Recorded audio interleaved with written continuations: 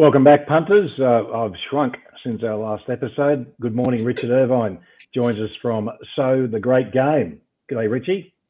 Boys, how are you? Thanks for having me on. No, pleasure. Absolute pleasure. Richard, want to talk about your latest blog post, Everyone Wants to Bet. And of course, outlined there are some structural changes that you think will assist wagering growth in Australia.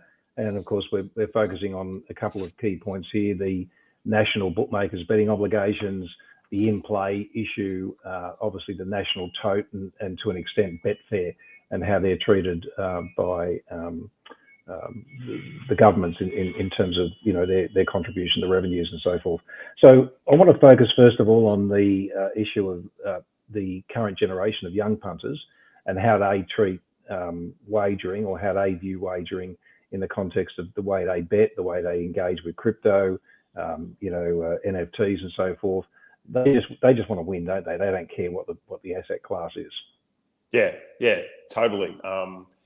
And I think that we can use that to wagering's advantage. I think that wagering has a bit of a stigma that it's just betting and there's nothing of substance to it. But what we're seeing these days is that is now happening in the share market and other financial markets. That same idea of just having a bet, and it's not about a long-term investment, it's about a quick and fast capital gain. So I think that's to wagering's advantage and puts us in a better position within the community. So let's grab hold of that, I guess, is what I'm trying to say. Yeah, and of course the idea of having that free market that isn't micro and restricted heavily by regulation is important, I think, to punters. And in that framework, I suppose, in context, you suggest the idea of a national bookmakers betting obligation. Walk us through what your ideas are on that. So the first reason why would we call it national bookmakers betting obligation is because I've always thought the term minimum bet limit is not a great use of terminology. I think it confuses people, and when people outside of the little sort of inner circle that we're all in, where we understand the jargon very well, they assume that it means that bookies have to bet. Well, bookies don't have to take bets of $1 or $5 because they should only have to take bets of a certain amount. It sort of infers the opposite of what it is actually doing. So I think there's a starting point. We need to rename it that so it's easier for people to understand. Look, it's a long, vexed issue, but I'll try and make it as simple as possible. The minimum bet limits that have been around for about 8 or so years have been fantastic. The three of us wouldn't be sitting here talking about this if they weren't around, because we'd all be doing other things in different industries. But we need to improve on them, because at the moment there's a lot of stuff that allows bookmakers to have too much advantage. But beyond that, it needs to cover sport as well. I don't know about you boys. I don't bet that much on sport, so it doesn't have a huge impact on me that there's not NBLs on sport. But I think that it's not right that all these sporting codes have made betting become intrinsic part of their games, and yet anyone who has half an idea gets their bet rejected entirely or cut right down. And then the bookies 100% of the time use that punter's intellectual property to firm the price of whatever the sporting team is. It's completely unconscionable and can't continue to happen. So we need to try and get a bookmakers betting obligation that covers everything. It's the current system where there's like every single peak body for greyhounds, harness and horse racing have their own minimum bet limit. It's a nightmare bureaucratically to deal with. It needs to be all minimised down to one national body that covers everything. They probably have an office and where there's 2 or 3 people in there answering complaints that from all the different bookies that cover everything. And there's one set of simple rules. It's much easier for everyone. It's easy for punters, it's easy for bookies. And that would be such a better way forward than the current system. I also pointed out, how is it going to be paid for? Well, it can be paid for by the hundreds of millions of dollars that gets collected in point of consumption tax and also GST. So paying for it's no big deal. It costs maybe $1 million a year to run it. That's probably sort of where it's at. If I left something out, let me know. But that's my overall thought about it. Well, and that's a fraction, isn't it, of what they gain from it. So it only seems fair to spend such a small amount. on investing in that type of structural framework. And this would be federally administered via Department of Social Services, is your suggestion. Of course, punters and watchers or viewers of the program, it's very important to realise too that these are Richard's views, and we might share and agree on some of them. But because if you don't agree, send us your thoughts on it. Contact Richard. He can be contacted at Soda Great Game on Twitter, and let us know what you think. And if you're a bookmaker and you disagree, that's fine. I mean, let's get a discussion and a dialogue happening here. And the reason we're having this discussion is because Tabcorp have said that they want to have a discussion about what's fair in the marketplace, which I think is unreal. Like, yeah, great. Let's start talking about that and go through some of the things that aren't fair. So it's a great time to be talking about all that kind of stuff, and we're more chance to get the ear of regulators and sporting codes and stuff because Tabcorp have started this debate. So let's get in it. So you wrote a letter to Amanda Rishworth talking about, in 2017 there was a 58-page report. There was 4 options outlined in that report. 5 years later, no action's been taken.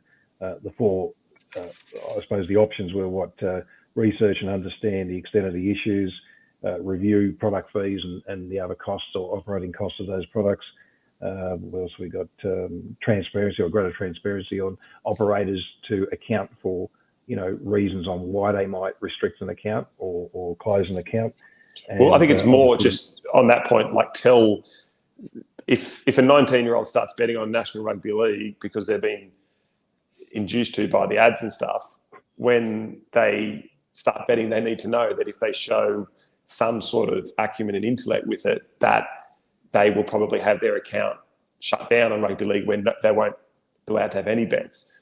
And if people understand that from the moment when they start betting and still want to continue to bet, that's okay. But what happens at the moment is people get induced into betting by all these commercials, and then when they have a bit of a winning run, they get zero money on. I mean, it's really wrong and completely against the way wagering is run in Australia and also the way financial markets are run in Australia. So it's really just about informing consumers about what they're actually getting themselves into. And in every other industry, they are the government are maniacal about making sure that there's consumer protections in place and people understand what they're doing. So if we're not going to have a national bookmakers betting obligation, the only other option is that every single person who bets on events that aren't covered by a minimum bet limit, they know what they're getting themselves into. And if they still want to keep betting, great. But the best result for everyone, bookies and punters, would be national bookmakers betting obligation. Because I don't think bookies want to have a sign up on every single NRL game saying that we can reject your bet entirely if we feel like it, because I don't think that would be a very good look for them. So the roadmap forward then to get this type of framework established would be obviously to first get support from all the PRAs, I imagine. Yeah, and I'm already starting to chat with a couple of them, and I've had a really good response from them. They're very happy to talk to me, so I'm really stoked about that. The reason I sent the letter to Amanda Rishworth is because this has to happen at a federal level. It has to be legislated federally, and then it can all sort of cascade down. So, and I want to show everyone out there that there's actually a really clear path to do this. Like, we've done the hard work. We've spent the years waiting for some change to happen. We're in the position now to make some decisions. So let's make these decisions and get on with it, either way. So, yeah. Doesn't it benefit all parties, though? I mean, having a simpler framework without as many rules in place like the current NBL system surely benefits bookmakers and punters equally, because it creates a more informed, more well-established market. Yeah, totally. And it'll be interesting to get feedback from wagering operators and PRAs and see what they all say. I think it's a great idea. I think it's less work for everybody. So, why wouldn't we do it? So I'll be reaching out as much as I can to try and get feedback on that. And it's just what that industry has to do. Like, we have to be fair. Like, you look at all the stuff that's happened around Crown and Star and what they've been up to, and the government show that they have zero tolerance for bad practices within the gambling industry, and people having their bets entirely rejected when, wagering has become such an intrinsic part of Australian sport.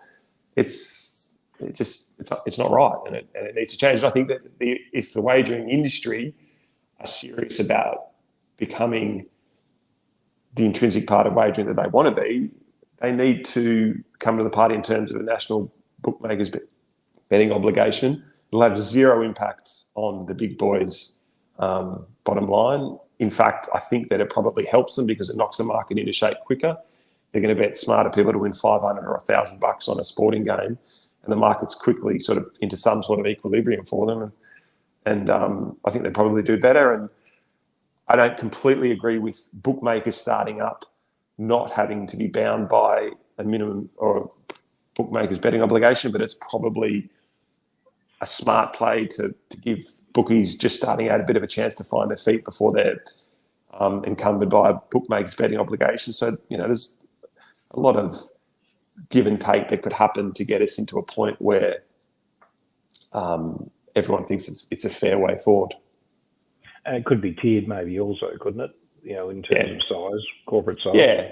Yeah, absolutely. Like there's probably room for the top 6 or 7 bookies to have slightly bigger limits, and maybe people entering the market for the first time, maybe it's less than 1,000. But I don't think it should be less than 1,000. But if that's what's going to get us over the line get it over the line for us, maybe we walk down that path. So. Look, one issue you raise, of course, structurally, which needs to happen, is the automation side of things. It's totally unfair the way it's structured currently. Bookmakers obviously run an auto-based model, scraping from each other in terms of prices. So they're getting the advantage of that IP for zero cost.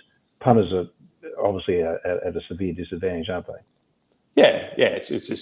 It's really unfair. You work really hard, and as I said in a couple of my articles, you go into the market. And after you've bet with 2 or 3 bookies, every other bookie in Australia knows that you've backed this horse, and they're getting a free hit for nothing. So, I think it absolutely has to change. We won't get into it too much now about the precedents that have been set around automation, but I laid out pretty clearly in my blog post about how automation's been around for a couple of decades already for punters and bookies, and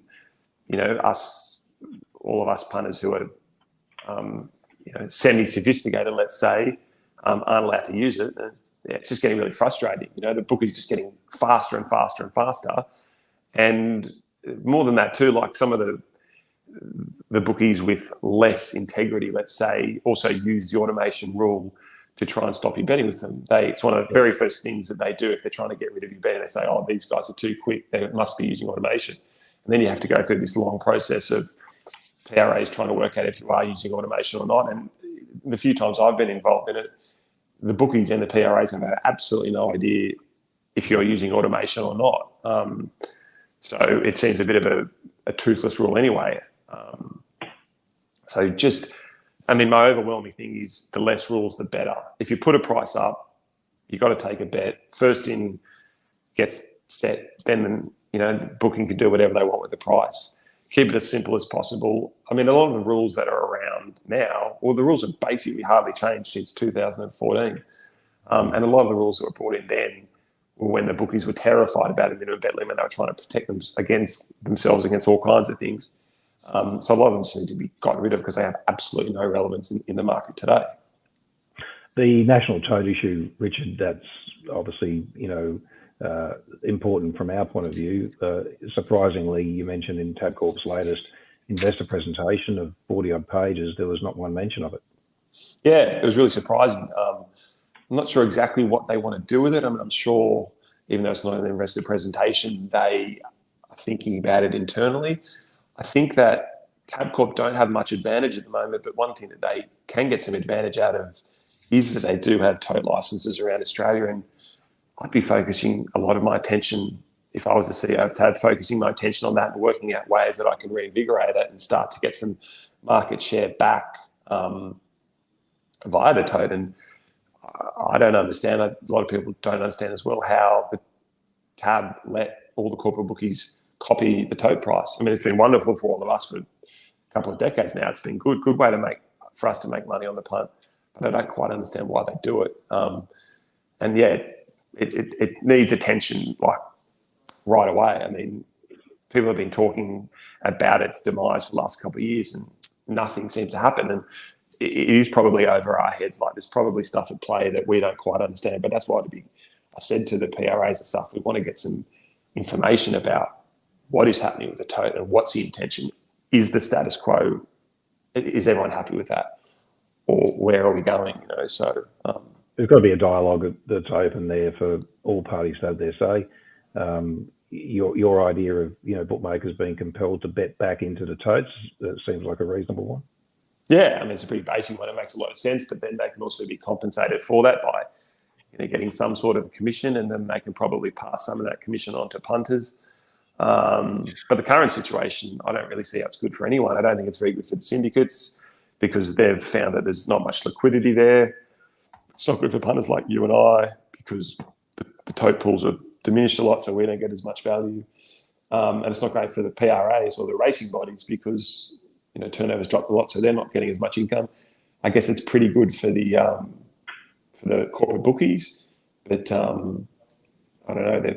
Things are probably going to catch up with them pretty soon. And I'd be interested to know what someone like Sportsbet thinks of the idea of one national tote, where they handle a lot of money and they get a commission, but then also their punters get some sort of a commission back as well. That'd be interesting as well, and that would replace like best tote products and stuff. Is that not a worry though? Like the best totes, like whatever it is between 105 and 110 now, it's probably the best product out there for punters at the moment. Like if you're not, I think what is about 115 might be the market closing on most of markets now. So 105 is a big difference from 115. So if National Tote would get rid of that best tote product, I know it's not available to everyone, but yeah, I mean, I think the thing is like, I think macro, like I think what's best for the industry, like, yeah, sure, it's best for like the three of us to be betting into 105%, but generally speaking, the industry don't really care about us as, we're very much in the minority. So I think if we're going to get any change, we've got to position ourselves behind arguments that are really, really strong. And it seems like the best solution for the industry around the tote is that it's one tote where, bigger punters can probably get a little bit more of a commission than other punters. And another thing about the national tote idea is that, there's a lot of people who bet once or twice a year when the races who couldn't care less if they're betting to 104% or 118%. So you can tailor a little bit so the more price-sensitive punters like us, and then, your people who are betting multiple times a week, they probably get a better takeout rate. But then your people who go to the track, a couple of times a year, they don't care, so they can bet into 118%. So you can find some tiered levels there to make it all better. But I mean, one thing we know is that the tote's going nowhere at the moment. So what's the plan with it? And I, readily admit it's a really difficult issue. There's a lot of things at play, and obviously the Victorian licence is coming up, so that's a big issue. And what's interesting too is like you hear that Entain and Trips Consortium, they're all going to bid for the West Australian tote, possibly bid for the Victorian tote. So, what's their plan for it all? And hopefully we can start to see what their ideas are when they put in their proposals, and hopefully some of that gets leaked out in the press, or not leaked out, but just put out in the press so us punters can have a bit of an idea where it's going. Yeah, I think that's got to happen. In-play betting, Richard, what are your ideas around that? I think it's probably something that punters can use as a bit of leverage to say to the federal government, hey, the bookies are coming to the party and they're bringing in a bookmakers betting obligation. Why not help them out a little bit, give them in play to be good for their revenue? So it's a bit of a quid pro quo from that point of view. I also think that, if we're trying to get the next generation into wagering, they're not going to understand why when a game starts, they're not allowed to bet.